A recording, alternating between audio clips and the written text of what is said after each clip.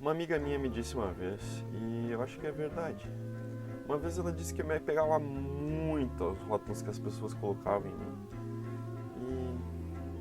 E é verdade. Tem uma frase na música do Fábio Braza que ele diz assim: se tu fala bem da minha música, eu nem acredito, mas se tu fala mal, eu levo pro coração. E sabe, eu me identifico muito com isso. As pessoas falam muito bem de mim, eu mal dou atenção para isso. Mas qualquer criticazinha já é algo muito desconcertante. Eu lembro que eu tocava nos ônibus, e essa história talvez fosse a maior prova disso. Eu passei 2 meses entrando e saindo de ônibus, tocando lá, etc e tal. O pessoal gostava muito, eu ganhava muito dinheiro, talvez fosse a maior grana que eu ganhava em menos tempo. E a grana não era só grana, era uma representação da solidariedade, de como as pessoas se identificavam com o que eu tocava, e como aquilo tocava elas se sentiam gratas pela missão, por tudo, e me davam dinheiro, fosse lá 10 centavos ou 10 reais. 2 meses tocando, absolutamente ninguém reclamou. Um dia, em um ônibus aleatório, eu sentei lá para tocar. Nos primeiros 2 minutos, um velho xarope lá começou a reclamar. Veio me cutucar. Ô, põe o fone aí, ó, não quero escutar esse teu barulho aí. Foi bem chocante. Aí do nada, uma mulher que estava na minha frente começou a discutir com o senhor. Ah, esse aí não sabe curtir um Led Zeppelin, deixa o guri tocar. Aí pegou e me deu um dinheiro. Aí outro cara pegou e me deu um dinheiro, e eu nem tinha tocado nada, mas eles queriam me defender o que eu fazia. Foi um ato político, bem dizer, aquele dinheiro, né? Aí eu tive que parar, né? Por mais que o pessoal não quisesse, né? Se um passageiro não gosta, tem que desligar e vazar. Eu desliguei, agradeci o pessoal e desci do ônibus. Depois voltei pra casa, sem ter tocado mais nada. Paguei a passagem de tudo, sem pegar carona nem absolutamente nada. Fiquei bem chateado, mas muito chateado. Se vocês falam bem, eu mal acredito.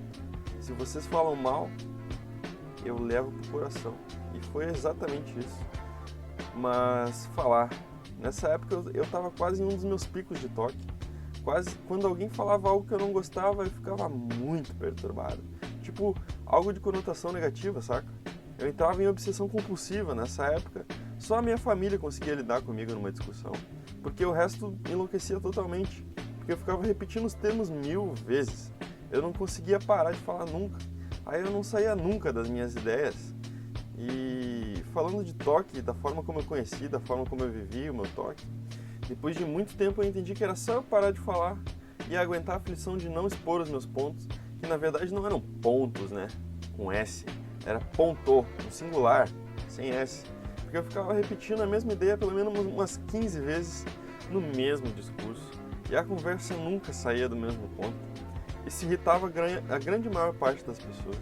Só aqueles que eram meus amigos de verdade, ou a minha família que convivia comigo direto, que sabiam no mínimo do mínimo como lidar com isso.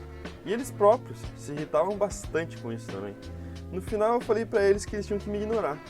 Que quando eu começasse a repetir as ideias, que era melhor eles trocarem de assunto, e se eu tentasse voltar e eles percebessem que eu estava numa compulsão, que era para eles me ignorarem completamente. No fim, poucos deles conseguiam fazer isso de fato. Mas no fim, essa luta contra o toque foi algo que eu batalhei muito na minha própria particularidade. Tinha dias que eu não saía da cama, ficava atormentado com um único pensamento. Acordava, pensava em algo. Isso me incomodava, então eu passava 5 horas deitado, gritando, urrando, batendo a cabeça na parede, chorando, era muito desesperador. Às vezes eu acordava de manhã e ficava até de noite com o mesmo pensamento, fritando lá. E a base do que acontecia era isso: choro, desespero, muita agonia e a constante sensação de desconforto. Basicamente, todo gatilho de toque vem de algum tipo de desconforto, seja ele mental, físico, muscular. E aí que acontece paralelamente é que a mente mal resolvida com os próprios complexos supersticiosos ou os próprios traumas ligam esses desconfortos musculares com as ideias supersticiosas totalmente irreais e fazem dessa associação uma dor virar um sinal supersticioso que causasse alguma perturbação. São coisas bem absurdas, e tipo que eu falei no vídeo lá: se eu não chegar antes do carro no próximo poste, minha mãe morre.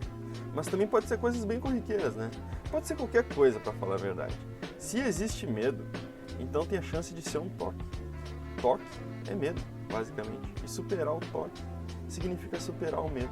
É um processo que envolve mais coragem do que qualquer outra coisa. Imagina tu acreditar 100% que a tua mãe vai morrer. E aí, para superar o toque, tu simplesmente tem que deixar ela morrer, para poder ver que isso não era real. Eu passei por isso várias vezes. Inclusive, eu falei pra minha mãe, mãe, tu já morreu pra mim várias vezes e tu nem sabe. Que bom que tu continua vivo. Um medo que toda pessoa que vence o toque tem que vencer. É o medo de autoridades, de imagens de autoridades. Acho que esse é o final boss do toque, o chefão final. E também é um dos primeiros boss que tu tem que desafiar. A diferença é que tu dá umas pauladas nele no começo e depois ele vaza e volta lá pro final do jogo, saca?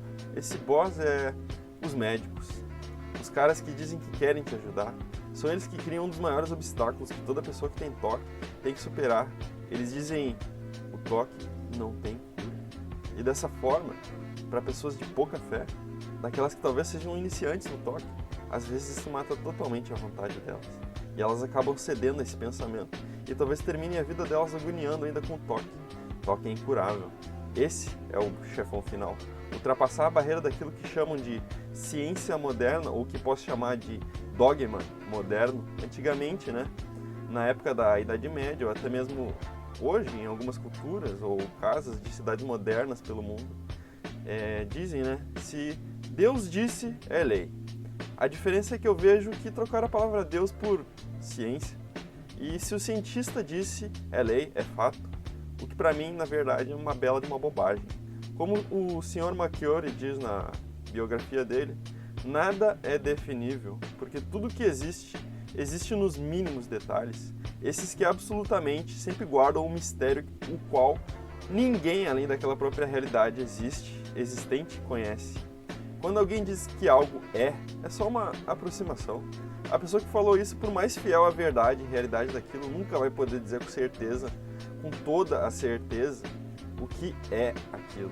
Ah, tu é o Pedro.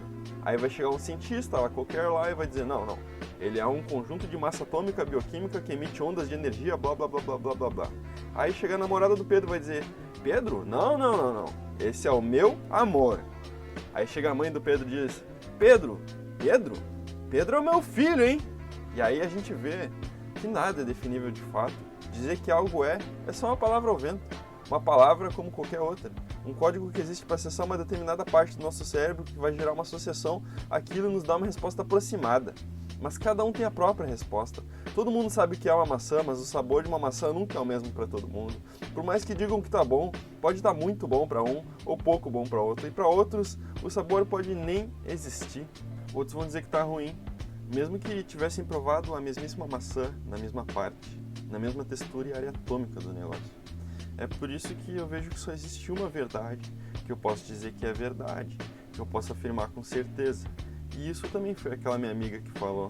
E ela disse assim, sabe então que você é um filho de Deus, merecedor de amor. O resto todo não passa de mera ilusão da mente.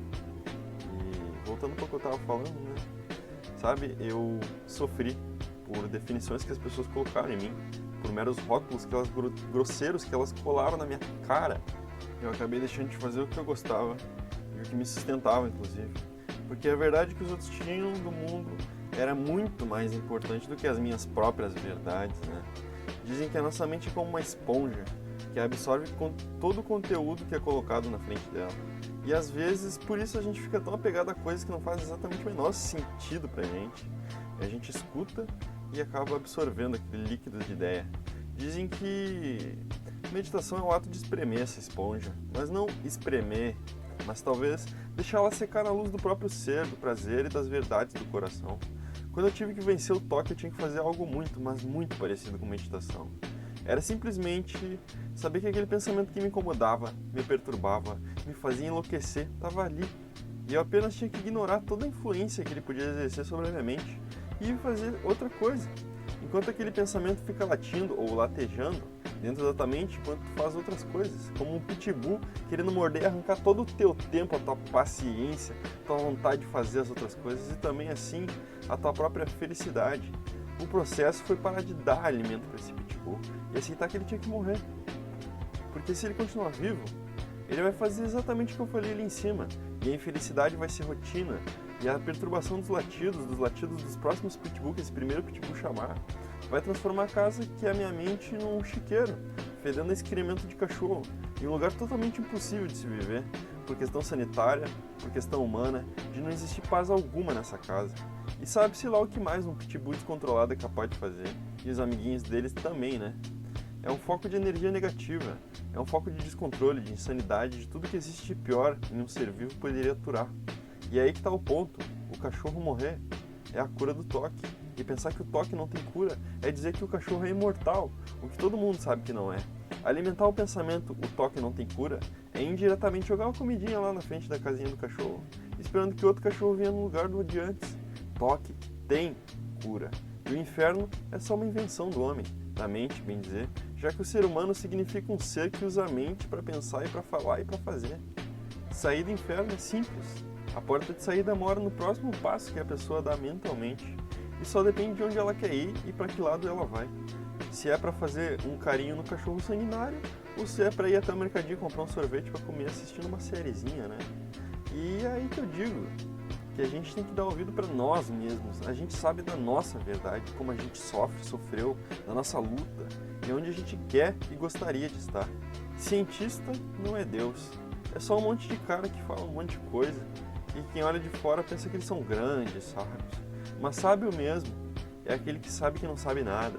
E cientistas não descobriram nem 0,0000 trilhões de frações 1% de nada desse universo. Até porque o universo não é definido, é infinito e não para de se expandir. Nenhum mortal jamais vai saber todas as verdades desse mundo, quiçá de algumas poucas. O cérebro humano tem uma capacidade infinita, da mesma forma que esse universo tem a capacidade de se expandir.